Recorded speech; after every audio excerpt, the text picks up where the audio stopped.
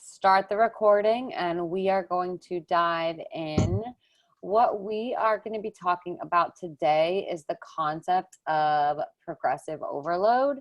And this, I don't think this call will take an hour.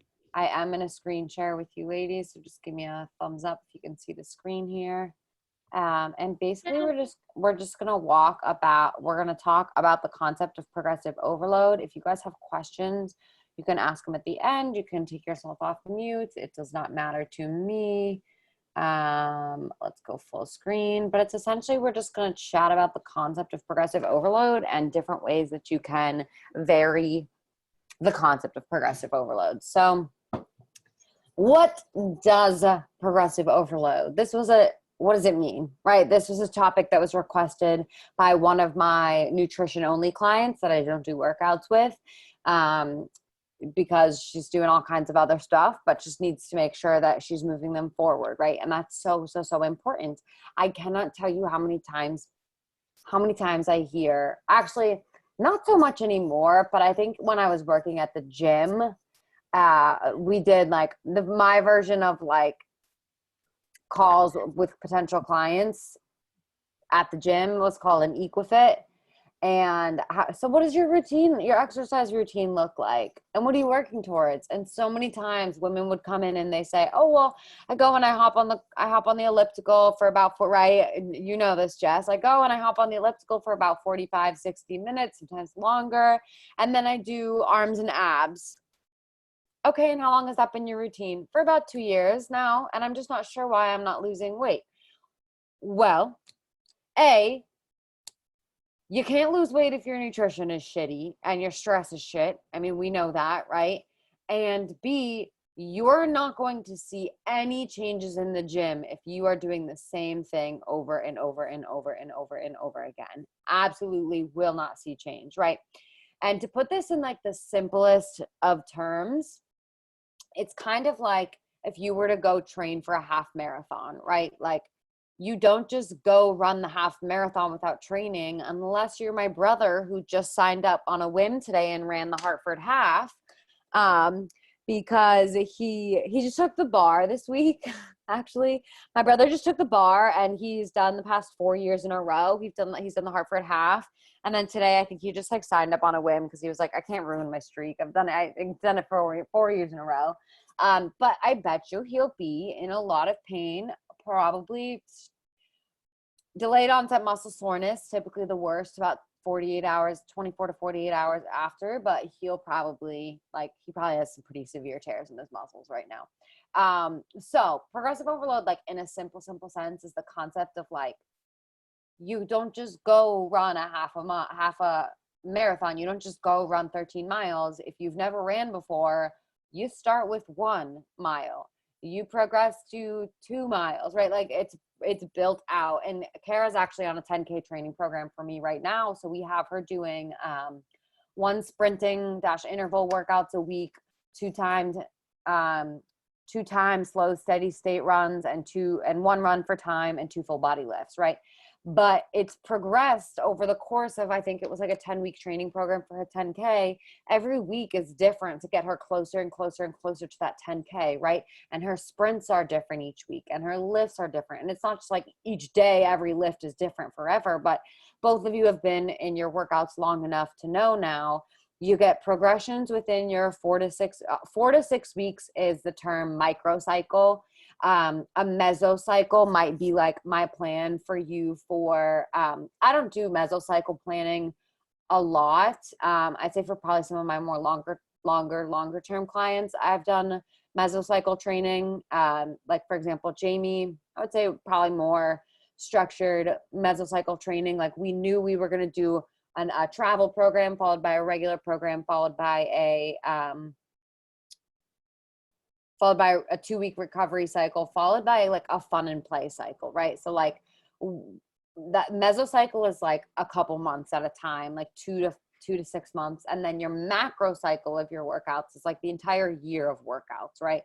So you want to be thinking, so it's essentially, basically what I'm saying is like progressive overload is just making sure that your workouts are varied, but in a way that makes sense, in a way that's in a way that makes sense so you're making progress, right? The gradual increase of stress placed on the body during exercise, meaning if your goal is to run a 10K, you're not just going out and running 10K and your training isn't 10K, 10K, 10K, 10K every day. Your training is gradual and progressive. Same thing with increasing your weights, same things with increasing your time. Same thing is like, if you want to hit a PR on your 10 rep max by the holidays, like I'm not just gonna be like, all right, cool, Jess, like you're deadlifting. If your PR was, maybe let's just say your PR was a 150 deadlift, like I'm not just gonna have you fucking deadlift 150 tomorrow, right? Like we have to start at probably like 40 pounds for a deadlift, you know? So it's essentially increasing, gradual increase, and not always increasing, right? You don't always need to increase. Gradual increases, like you guys have seen, your first 2 weeks of your cycle don't have progressions every time, right? Because it's meant to be a gradual increase of stress placed on the body throughout your exercises. So gradual, so you don't hit burnout, so you don't hit fatigue, so you don't get an injury, so you don't develop shin splints, so you don't get mentally frustrated with yourself, right? And so essentially what this basically means is the load, when you increase the load, the adaptation that happens, in a simple sense, the adaptation is a change in your level of fitness, right? In your level of athleticism. So let's just say we increased your weights. Obviously, the adaptation your body needs to go through is getting stronger. And obviously, the adaptation is goal specific. It's goal specific, and it depends on what your goal. It's goal specific, right? So if you want to get stronger, the increase is in your load, so that your adaptation is stronger. You increase the load again, the adaptation is making you stronger. You increase the load again. And again, it doesn't always have to be progressed, because we do need recovery cycles. Or again, if you're training endurance, like you want to start running longer or start running faster, or, whatever it might be, so that you are increasing your endurance, and then you're upping it and you're increasing your endurance. So it's basically just changing. It's letting your body adapt to an enhanced level of fitness for whatever the specific goal might be, whether it's plyometric power training, whether it's stability, whether it's your ability to hold fucking yoga poses. Like my ability to hold a yoga pose is down here. I got like 15 seconds in me, and then I'm like, all right, what's the next thing? I can't do this. So if I ever wanted to get better at yoga, I would like really need to work on, because we're going to talk about just like the different things that you can play around with at each of these points. Increase load. I would need to play around with like some serious frequency issues with my yoga, because I am like literally 15 seconds. I'm like, all right, I'm done breathing. I got the stretch. What's next? So what we're going to do now is just real quick. Obviously, again, it's goal specific, but we're going to talk about just the variables that you would increase at the load increase. Again, that will allow the body to adapt. So I'm just going to work through these and what some examples would be of each of these. And then this is just so that you guys understand the concept, and then so that Live Free Fitness and Beyond, when you ladies are done the program, your workouts can't be the same like forever. Right. And obviously, yeah. So we'll just kind of work through these. Obviously the first one on here is weights, right? So progressing your weights. So you can't just lift every single lift, lower, upper, and whatever muscle group with an 8-pound weight, even if that's all you have at home for the rest of your life, because at some point your body will hit adaptation, right? Maybe you do a 5-pound weight, you hit the adaptation, everything is super fucking easy. You increase your load and you go up to an 8, right? Like if you lift with an 8-pound weight for the rest of your life, you're never going to be increasing your strength. You'd have to really, really play around with some of these other variables, which we'll talk about, right? Megan, we were talking about time, and actually, no, yeah, with Megan, we were talking about time and attention. That's a variable that you can play around with, right? And so these are just the variables. So weight is a pretty self-explanatory one, going from 10s with your lunges to 15s with your lunges to 20s with your lunges to 25s with your lunges, right? Sets.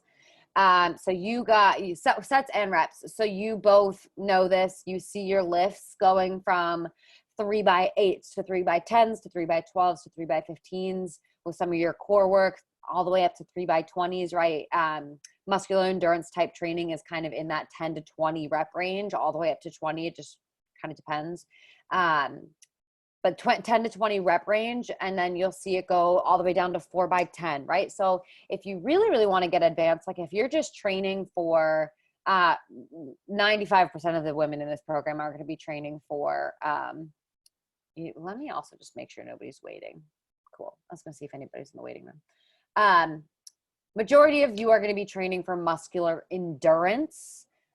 We have maximal strength training, which is like, I want to be hitting PRs on my bench press. I want to be hitting PRs on my deadlift. I want to be lifting as heavy as I possibly can. Now that's going to be a totally different style of sets and reps than muscular endurance, right? So we have, obviously this is just for strength training. Obviously there's other goals you might have with strength training, but strength training specific, we have, maximal strength, which is like, I just want to lift heavy shit and I want to lift as heavy as I possibly can, as fast as I possibly can. And that's like your biggest goal. You're not going to be doing like 3x20s, right? You're going to be lifting in maybe like a 2 to 8 rep range, 2 to 6 rep range. Because anytime you're doing 8 reps, it means if you could have lifted heavier if you only did 3 reps, right? So that's maximal strength. And then I don't know why these are like drastically on an angle here. And then we've got hypertrophy training, hypertrophy. This is, I know, kind of irrelevant to what we're talking about right now. But hypertrophy training is gaining, like your biggest goal is to gain size of muscle, right? Like going through a bulking phase, or when guys are like, I just want to get big, or when women are like, I just want to get big, I want to get strong, right? Hypertrophy training is, hypertrophy pretty much just means like the gain of size of muscle. So this is going to be like you're lifting, your reps are, or your sets, your reps are going to be, you know, like your six sets, 6x6s, 6x8s, 8x6s, right? It's going to be in that more moderate range where you can lift pretty heavy, but you're not lifting maximal strength, and you're also not training for 3 muscular endurance. Now, where I'm going with this for sets and reps is like, obviously, if you are just like, I want to train for muscular endurance, again, goal specific, I want to train for muscular endurance and that is it, nothing else. Obviously, you're going to have, I mean, just generically speaking, you're going to have Monday as a full body lift, 3x10. You're going to have Tuesday as a cardio day. You're going to have Wednesday as a, let's just say 3x15. This is if you're varying it that way, but you can also just do like A week 3x10, B week 3x12, right? And then so you'll have cardio on Thursday, you'll have a full body lift again on Friday, and you'll have recovery and regen on Saturday and Sunday. So that would be like pretty simple if your only goal was for muscular endurance. However, if you're training for like overall increase in just like general athleticism, right? You might want to do a maximal strength day. You might want to do a hypertrophy day. Plus, as women, just to be quite frank with you ladies, nobody in this program is eating A, enough calories, B, enough protein, or C, has enough testosterone to get big, right? So don't think, I mean, I lift heavy weights, and other than my quads are massive, but I was literally birthed out of the womb with massive quads and glutes. So that's just like a me thing. That's not like a womanly build thing. That's just me. But what I was saying is if you are training for like a general increase, like if your adaptation is general athleticism, right? You might want to do a day, like Mondays are maximal strength, Wednesdays are hypertrophy training, and then Fridays, Saturdays are muscular endurance, right? Or again, goal specific, if you really want to get maximal strength, but like you're only concerned with your deadlift, right? Like that's how you can kind of play around with sets and reps, or play around with it in the way that you ladies are more familiar with, which is kind of like going from 3x10 to 3x12 to 3x15. It's pretty, elemental, if that's the right word. It's pretty elemental, right? Like we can keep you there for a couple months, and then we might need some even more variety, right? Like every once in a while, you guys might see me putting you through a 4x8 or a 4x10 where you have to lift heavier and take longer rests, just because it's good to have that variety, right? And it's good to have that progression. Frequency, does everything make sense so far? Any questions so far? Okay, so frequency obviously can mean a couple different things. This can mean the frequency of your training sessions, right? So I think a perfect example of this is Claire. Claire came to Live Free Fitness having 0 fitness experience. So we started her at, literally, I'm not exaggerating, she was doing 2 workouts a week. And then we did 2 workouts a week and an active recovery day. And then we did 3 workouts a week for a cycle. And then we did 3 workouts a week and an active recovery day. And now we are up to, I think we're all the way up to 4 workouts a week and an active recovery day, or maybe it's 4 workouts a week and like a couple walks around her schedule. But that's a progression in frequency, right? And it doesn't, also just a side note, you don't have to make progressions in all of these all the time. That's just going to overwhelm the shit out of you. It might actually be good for your body because it's going to put you in that like muscular confusion state where your body's like, I don't know what's coming, so I'm just bracing for everything. But from like a mental health perspective, if I chose to progress each and every single one of these all the time, you would be like, I cannot keep up, right? So you don't have to progress all of these at the same time, but maybe pick like 1 or 2 variables to be increasing, 3 maximum. So frequency is going to be the sessions, the amount of sessions per week. Frequency also might be, again, goal specific. If your goal is to get as strong as you possibly fucking can, maybe it's going from 1 maximal strength session a week to 3 maximal strength sessions a week, right? So frequency can mean a couple different things. Again, if your goal is to train for a half marathon, the frequency of long runs that you're going out for, maybe you go out for 1 long run a month when you feel like it, but like increasing the frequency in that sense. Intensity, this one's a little confusing to grasp because in a simple sense, you think intent. So it can be looked at in terms of, in a general sense, like more intense workouts is increasing intensity. But if you think about what makes a more intense workout, it's actually all these variables that makes the workout more intense. It's not just like, cool, I'm starting to give you HIIT now, because that's a specific variable, right? So intensity might mean, Megan, in 5 months from now, we might be lifting lower body with weights, imagine that. So intensity can mean a couple different things. Intensity can mean upping your sets and reps. Intensity can mean upping your weights, the ways in which you're using your weights, the tools, like the amount of mental power needed to generate what you're doing, right? Like if you're going to, like Viper flows, like that, I would say is an increase in intensity. You might be using, do you guys know what Vipers are? No, let me show you. Vipers are super badass.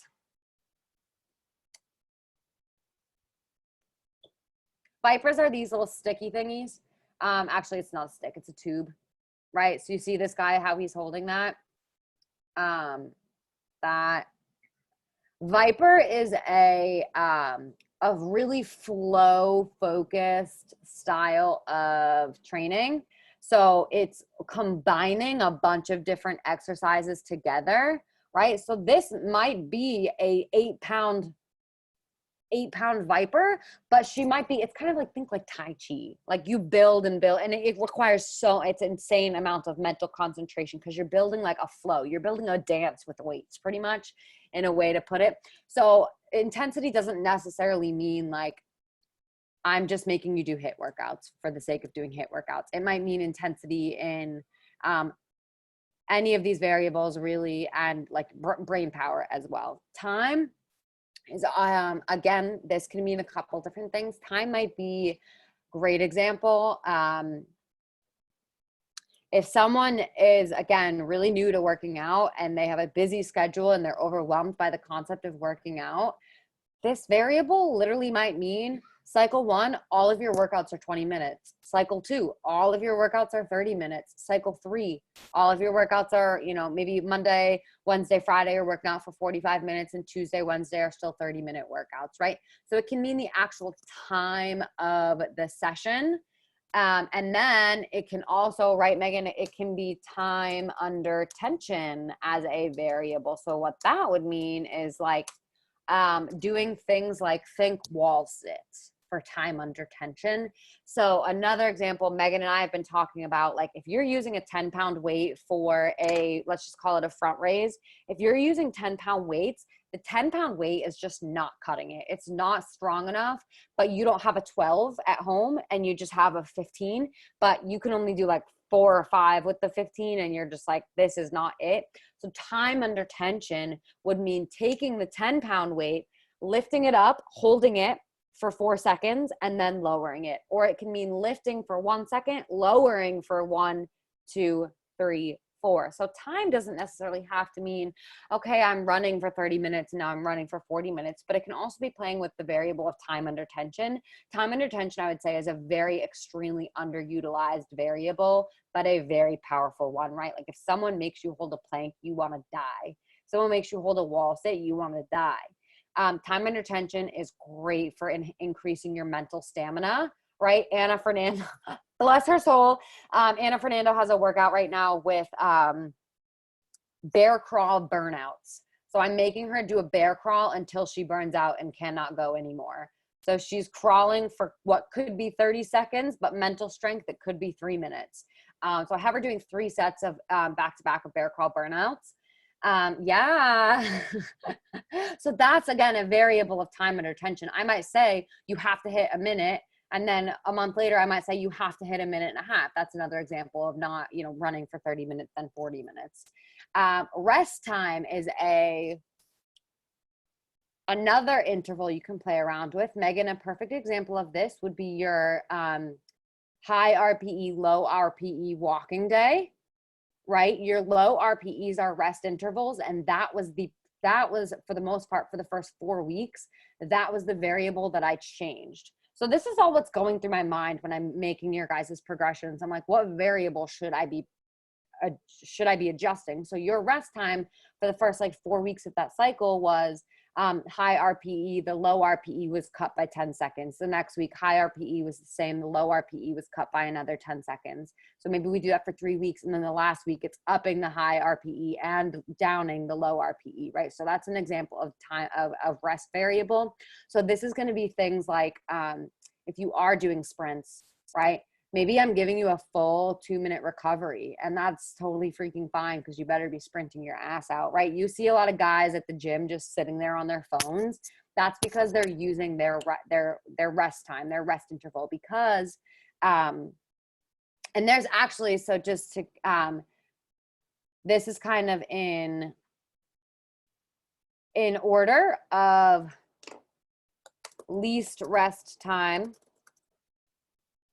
most rest time, most rest time, right? Because clear example, if you were doing a dumbbell chest press with a 12-pound weight and you did 20 of them, you're going to be mighty fine to go in like 40 seconds, 30 seconds. But maximal strength, again, maximal strength is like, I just want to be able to lift as heavy as I possibly freaking can. Let's just say you're trying to improve your 5-rep max for your dumbbell, or sorry, for your bench press. If you are lifting 100 pounds for 5 reps and there's no way you could have even possibly done 6 reps, you need to rest and recover for like legit 2 minutes just to bring the energy back to your muscles, right? For it to recover and regenerate. And so this is kind of an order of like least rest time to most rest time. And then this also plays into things like HIIT sessions, right? True. If I'm going to be super honest with you guys, so many things market themselves as HIIT, but true high intensity interval training should never have less than a net working to rest ratio.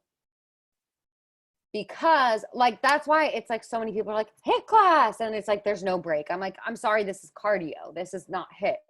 True high intensity interval training needs a rest ratio of 1-to-1, nothing less, not 1-to-0.5, not 2-to-1, because, so what I mean by that is if your high intensity is 30 seconds, your rest technically needs to be 30 seconds, no less than 30 seconds for it to be true, like by definition, HIIT training.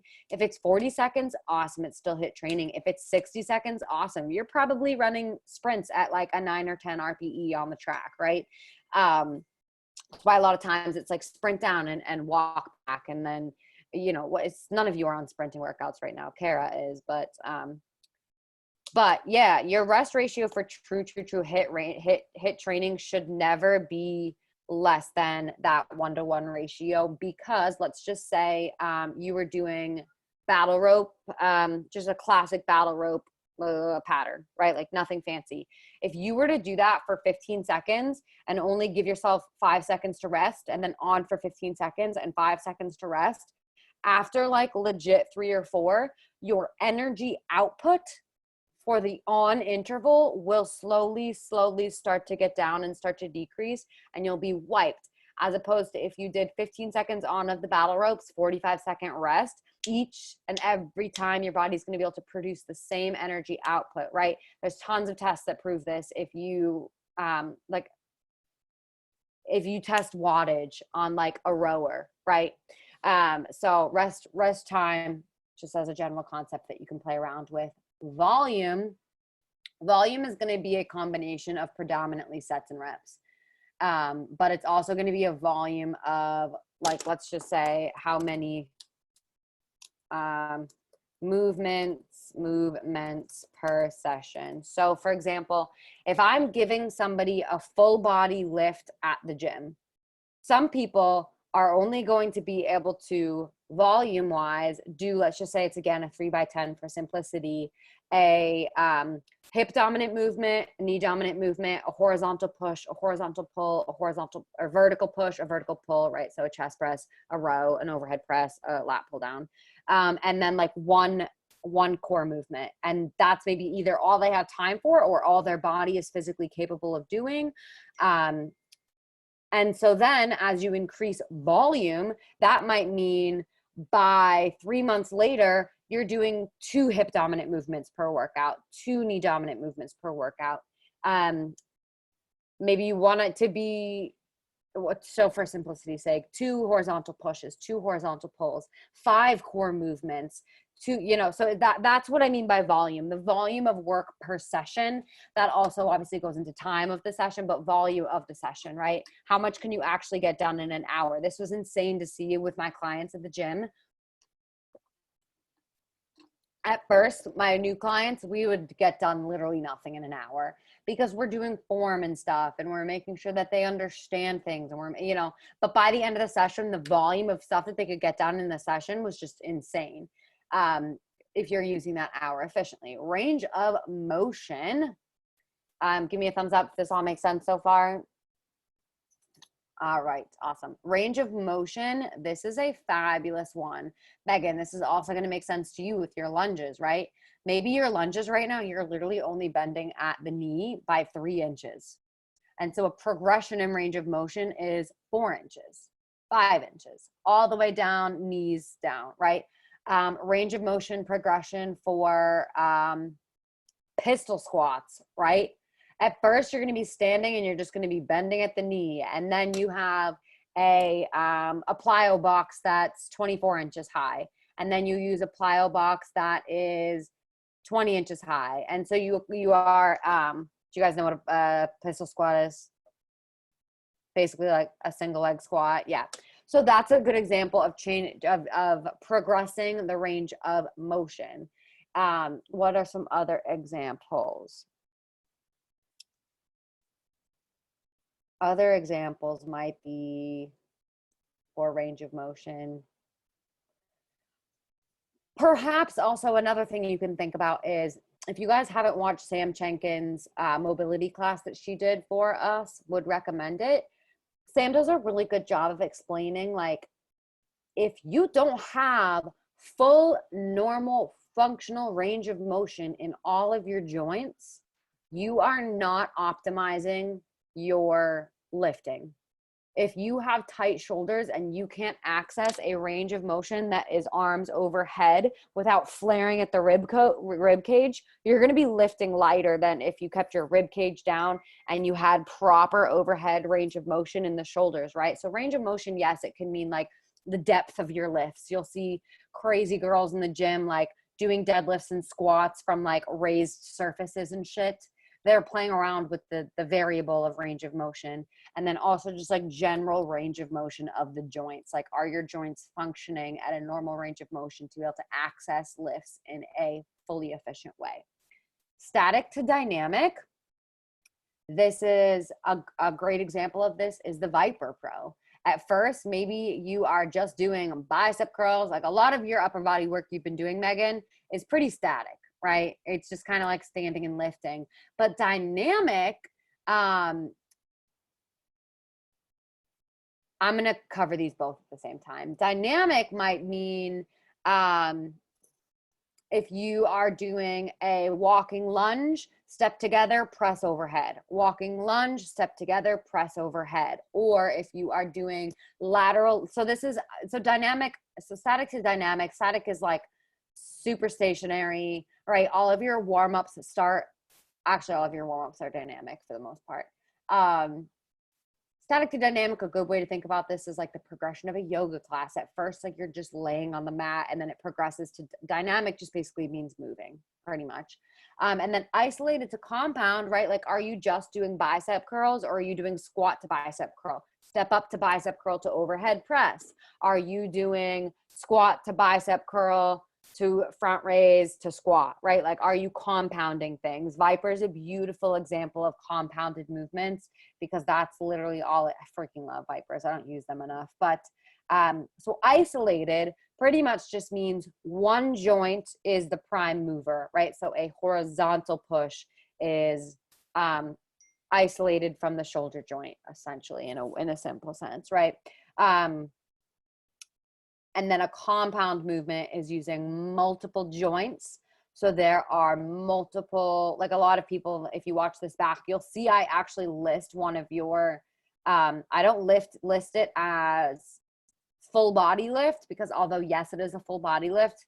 I don't think, Jess, have I given you any compound lifts yet? No? Okay.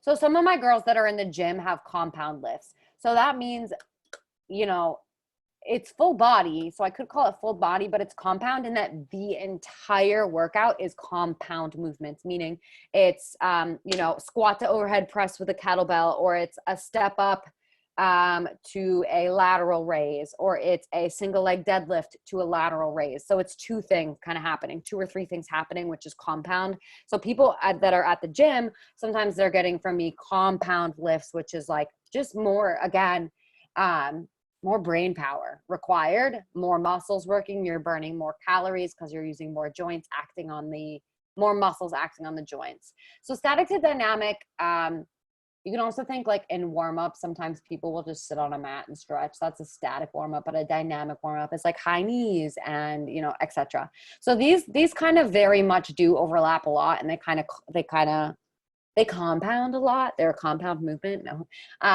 they definitely bounce off of each other a lot. Plane of motion.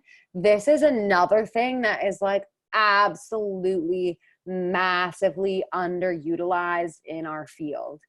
A lot of personal trainers that train in a more functional way have a lot of beef with CrossFit because CrossFit is a very, here, let me pull these up.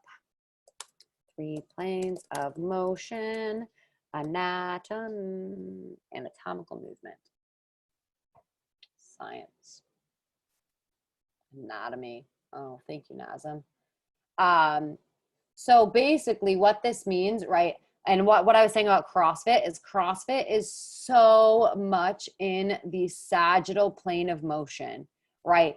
They're doing squats, they're doing deadlifts, they're doing overhead presses, which is all in the sagittal plane of motion. Think sagittal basically just means if you had a glass wall on, let's just say you have a glass wall on either side of you, like the frame of this Zoom, and I can't go outside of this Zoom, but I can squat in here, I can front raise, I can jump, I can box jump, I can lunge right here, right in this plane of the Zoom.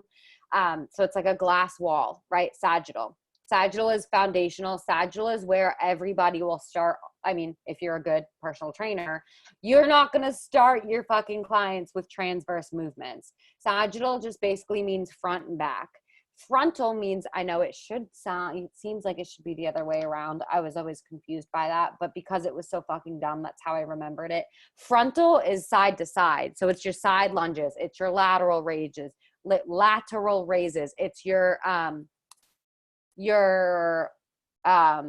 skater jumps, side to side jumps. It's your jumping jacks, right? So frontal basically just means if you had a glass wall in front and back of you and you could only walk like a crab, right? That's the frontal plane of motion. So you want to start all of you want to build, again, if somebody's never worked out before, you don't want to give them lateral lunges, lateral step ups, because they haven't even conquered a forward step up. They haven't even conquered a forward squat and a forward lunge before they can move to a lateral lunge. So frontal would kind of come like a second progression.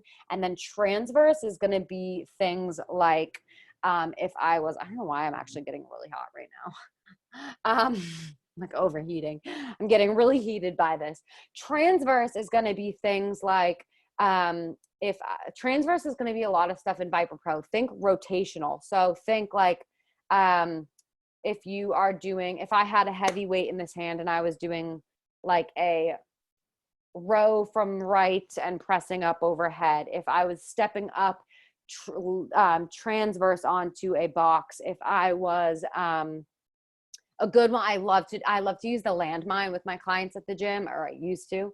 So a landmine press, right, would be pulling the weight here, transitioning hands and pushing here, right? So obviously, if someone can't do a single arm bent over row or a single arm overhead press, why would you train them transverse plane? But here's the thing is I feel like transverse plane is so underutilized, again, in this field, but how functional is that? We are always moving. We are always rotating in our lives. And so if you negate training in the transverse and frontal plane CrossFit, you're not getting, again, it comes back to your goals. If someone is a 70-year-old woman and they're like, I want to be able to move my body for as long as I can, you fully want to take them from sagittal to frontal to transverse plane of motion, because again, this is life, baby. We live in transverse. Why would you not train with heavy weights in the transverse plane of motion if that's how you live if that's right? What we do in life. We move, we pick things up. We pick up a box, we pick up our bag of groceries here, we put it on the shelf, and then we put it up here, right? So that is a plane of motion. The progression there would be programming, sagittal, frontal, transverse. Obviously things like running, there's limited in the warm-up. You can have people tapping into each of these, but with running, you're pretty much operating in sagittal plane of motion. We live most of our lives in the sagittal plane of motion. Do those three make sense? You guys could pretty much be personal trainers by the end of this. Tools. This one is my fave. You guys, if you ever watch my Insta stories, I've been just having a ball because I haven't been in the basement with dumbbells lately. You've heard me actually list on this call plyometric boxes, like plyo boxes, landmine, barbell, dumbbell, kettlebell, mini bands, resistance bands, machines. What else? Kettlebells, sandbags, right? Sandbags is another one. Cables. I love training cables. Different attachment pieces for, right. For deadlifting, you have a hex bar and you have a barbell. For, bench press, you have obviously your barbell, but there's also just like different, I don't know if you guys you've probably never seen them, but these different little grips. It's black and it attaches in the same way, but it's kind of think like a rock climber, right? Different grips. I'm going to add that actually. in fitness, if you change the grip, you change the load. So a really good example of that is if I'm holding this marker and this pencil and I'm doing, oh my God, small apartment problems. If I am doing bicep curls like this, I'm clearly just working like the most frontal head of my bicep. But if I change to a hammer grip, Megan, you feel the difference when you're doing your upper body days with the grips, right? I'm going to be feeling this at a different part of the head of my bicep, a different attachment, like it's at the same attachment site, but a different like angle, right? Versus if I angle my elbows in and I'm bicep curling out here, it's going to touch laterally. And then if I have my hands down and I'm lifting right here, I'm touching my biceps in a different way. If I am, so it's essentially, if you change the grip, you change the load. You change how, that's why if you go see a cable machine at the gym, there's 15,000 million different cable attachment pieces. Because if you are doing a same thing, a basic chest press, if you're chest pressing like this, you're gonna be working your chest in a different way than if you're chest pressing like this, right? So change versus even if you were to chest press like that, that would be really fucking hard. But if you change the grip, you change the load because you change how it works your muscles or actually what muscles it works. If you change, again, like an overhead pull down, it's lat machine. If you're doing lat pull downs like that versus lat pull downs like that versus a lat pull down that's simple versus a wide lat pull down versus an even wider lat pull down. I mean, even right now, I'm just feeling my triceps firing, or my triceps, Jesus, my lats firing in different ways. So tools are magical. Also very underutilized in not all of health and fitness programming, but in a lot, I would say I probably underutilize this for a lot of my clients because like 80% of you are on at-home programs right now. And I'm not going to be like, order an entire gym with med balls and BOSU balls and stability boards, right? Like it just doesn't make sense. So I would love to hear what questions you ladies have. I would love to hear if you need clarification on any of these variables. So yeah, let's start there. Questions? You guys can unmute yourselves. Is there like a benefit to doing more like hypertrophy? Like obviously someone that has lots of fat over their muscles, is there a benefit of doing 1, 2, or 3 more than another one? Yeah, it just depends on your goals, really. You know, like I have so many clients, I had so many clients at the gym. If I ever gave them hypertrophy training, they'd be like, no, Jackie, no. Because I feel like as women, we're so like, I don't want to get big, which that's literally what this is like. Literally, the goal is getting your muscles as big as you possibly fucking can. So, I do genuinely think a well-rounded program, like a really, really, really detailed program would have all 3 of these in. The programming I follow for myself has all 3 of them in there. I would say not so much maximal strength, a little bit of maximal strength, because also if you guys see my stories and stuff, I do a lot of like ladder style stuff when I'm in the gym, meaning obviously when I'm bench pressing 10 reps, that might be 50 pounds. But if I'm bench pressing 2 reps, that might be 90 pounds, right? So I do a little bit of everything. And I do think but my goals are to just like get as fit as fuck. So to answer your question, Megan, I think it's important to have everything, but I think that like you can also stay in this phase for a really long time and still be making progressions and progress. So if you do hypertrophy and you're still like, and you don't, because you have fat to lose and you want to like, because obviously I want like major definition and I don't want to be like big and bulky, but I don't want to be the soft woman figure. Like I want to be, I don't know, I'm trying to think of who comes in mind. Nikki Bella, like when she was, maybe not, I'm like, obviously I don't want to be a boxer or a wrestler, but or Carrie Underwood, I see as she's very defined. different. Mm-hmm. Like if I want to go that route, I guess first of all, is that hypertrophy, or because there's lots of fat on top of like all the muscles, so you're not Mm-hmm. eating them. So that might be Carrie Underwood, you said. So Carrie Yeah, Underwood might train if she is doing if she's doing, let's just say she's doing 3 strength training sessions a week, she might do 2 of them as muscular endurance and 1 of them as hypertrophy training. gotcha. Okay. Again, 4 times a week. Maybe she's doing strength training 4 times a week. Um, maybe she's doing like a body weight hit. She's doing 2 muscular endurance sessions, and she's doing, again, if you're training for an athlete, you're gonna have them actually working through, because that's where, again, if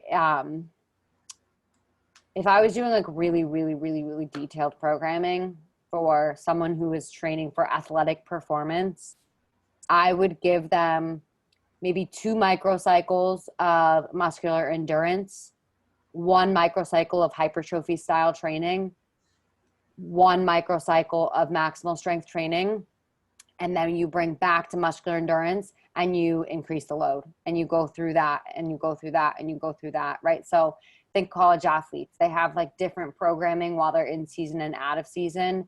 But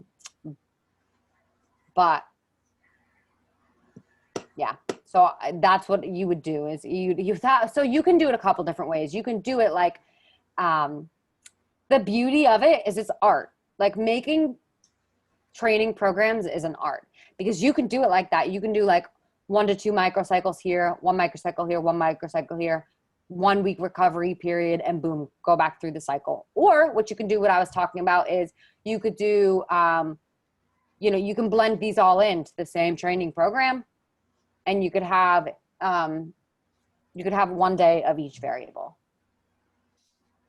Right. Cool. What else?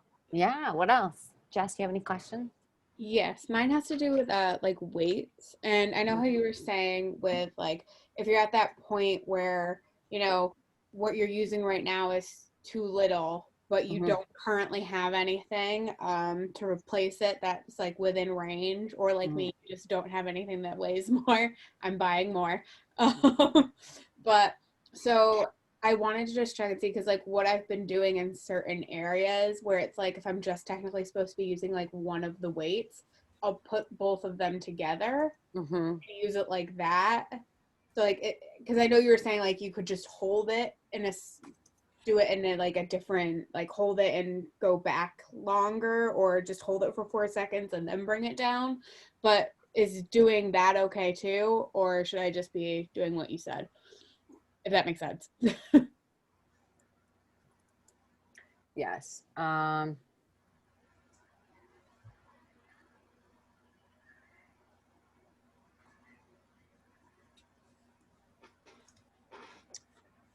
was gonna try and find you guys an image to answer that question. Megan, we've chatted about this. So you know what I'm about to explain, but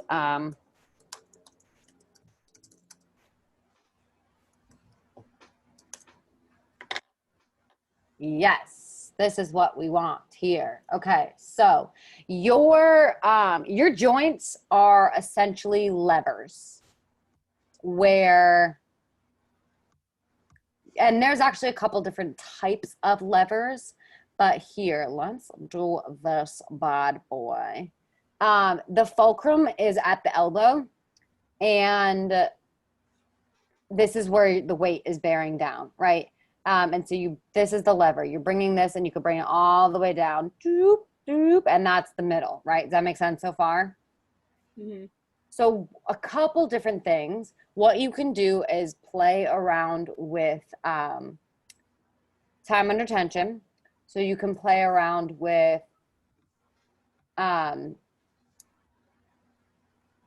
right, like I said, like you can do 1, 2, 3, 4, 1, 2, 3, 4. That's going to be a hell of a lot harder than just 1, 2, 1, 2, 1, 2, 1, 2, because you're keeping that muscle under the tension for longer. Now, another thing is that right here where this arm is this exact point is the furthest point away from the fulcrum, right?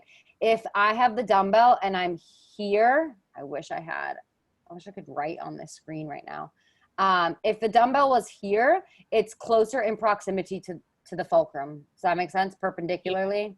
It does. And then if it's, do you mind, can you just move the, is this the pictures really, or the pictures, us, over? If that makes sense, like the videos of us, because it's kind of blocking the arm. You can do it. So get your mouse. Do it? you can't see this? Oh, I didn't know I could do it. Yeah, I just tried it. Yeah, you get the top part and then just like scoot it over. Because it was like just the very end of it was getting blocked. I don't know what you're saying. Yes. I was like, you're on the left side of my screen. I was because it's screen share that it was I couldn't move it. So I was saying that, right, so if I have the dumbbell on this hand, at this point of the lift, if I'm doing a bicep curl, at this point of the lift, the weight is the absolute furthest possible away from the fulcrum, right? It's not going to get any further away. If I lift the dumbbell higher, like again, thinking perpendicularly, that weight is closer towards the fulcrum, closer, right? If you're lifting a bicep, you're just bicep curling right here, you're not doing much of anything. And then same thing, if you're lowering down, the weight is going to get harder and harder and harder. That's when it's at its hardest. And then it'll get easier and easier and easier and easier and easier, right? If you're just holding a dumbbell down by your side, that's going to be the opposite feeling of when it's right here. So what you can also do is play around with time under tension at this specific point of the lift. Mm-hmm. So holding it. So maybe it's 1, 2, 1, 2, 3, 1, 2, 1, 2, 1, 2, 3, 1, 2. So that's in a squat. That's going to be at the lowest point of your squat. In an overhead press, that's going to be obviously, it's probably going to be like right about maybe here, right? At the top. What am I saying? At the top, it's going to be the hardest since it's further away. A front raise, it's going to be all the way with your arms out extended. So what you can do is find the farthest part away from the fulcrum, whatever joint you're working from, and do an extra hold at that spot, because that's going to give you more time under tension at the hardest point of the lift and make it easier for you to then lift a heavier weight. So you can play around with the whole thing, time under tension. You can play around with this, and you can also, if you need to, like if you have a 3x10 and the weights you're using just aren't heavy enough, just skip what I wrote and just do a 3x15 or a 3x20. And then another thing that you can start doing if your weights aren't heavy enough is actually just go ahead and start doing burnouts for some upper body stuff, meaning bicep. Let's just, for simplicity's sake, say you have a 15, a 10, and a 5, but the 15 isn't heavy enough for your bicep curl. Just lift with that 15 until you hit burnout and you hit fatigue, and then drop immediately into the 10, burnout, lift, bicep curl until you hit fatigue, and then boom, drop and go to the 5. So you can play around with all of those options to be able to make it harder on yourself. Okay. Does that make sense? Mm-hmm. Cool. Yeah, I did. Awesome. Awesome. I did not think that would take me 50 minutes. I just get super excited. All right. So I want to know, what is your number one favorite variable so far that you've liked progressing, and one variable that you'd like to play around with more and learn more about in your own workouts? I feel like I am really lacking when I'm doing my cardio. If I'm flat, like on a flat surface, I am fantastic. I will go and go and go. If I have any type of like incline, I get winded so fast. And part of that is because the knee is still like not very strong. But I would like to do more, something to get my endurance up. The one thing that has like helped tremendously, and it's the last couple weeks, is the time under tension. Those hurt like the dickens on some of those. I actually just sent you a message on PM the other day. Do you have a hill in your neighborhood that you could either walk to or drive to? Well, not really. It's quite a distance. Well, yeah, no, like 10-minute drive. Yes, I can do. And it feels good to do it. It's a gradual, short little hill. But Yes, I can do that. All right. Oh, sorry. I'm texting my 7 o'clock. Hang tight. Cool. Yeah, that would be, I mean, that would maybe be, I mean, obviously like time, intensity, frequency, but it also might be tools, right? If you think of like a treadmill as a tool because you can purposefully put the incline up, that's a tool, right? So maybe we use a hill as a tool to help increase your endurance at the vertical or at like a horizontal, vertical, inclined plane. That's what I'm looking for. So we can play around with that. So I will make a note to build workouts using a hill, but if you have to drive there, like one time a week, you know? Cool. All right, Jess, what's your favorite so far that you've played around with, and one that you'd like to play around with more? Okay, so my favorite is definitely like the time under tension, under tension, because like when I was going out for like my jogs, especially, I really loved to see like each week how I could jog farther and farther, and it was getting easier and easier. Like the 3 to 4 minute, like having to go 4 minutes straight really was hard, but like I was still able to do it. So like seeing that I really loved. So that's my favorite. And then I think the one that I need to play around with more is definitely weights, because like this was my first cycle with weights. So, you know, like a little timid there with them, because I'm just like, I don't want to like overdo it, but I don't want to underdo it. So it's like trying to figure that out. Your body will tell you if you are overdoing it. Sorry, I'm like eating chocolate while I'm talking to you guys. Your body will tell you if you're overdoing it. And if you're underdoing it, you won't. If it's a 3x10, by 10 reps, you need to feel a tingle, a burn, fatigue. Yeah. By rep 10. Same thing if it's a 3x15. If you're not feeling a burn and you could just sit there and literally, oh my God, this is typing all of this. It was like listening to me. If you can sit there and you can just literally bicep curl a 5-pound weight for 20 minutes, I'm not heavy enough. Okay. All right, ladies. I gotta bounce. I have a call with someone at 7. All right. Thank you. Thank you. Yes. I hope this was really helpful. I will talk to you this week. Thank you. Bye.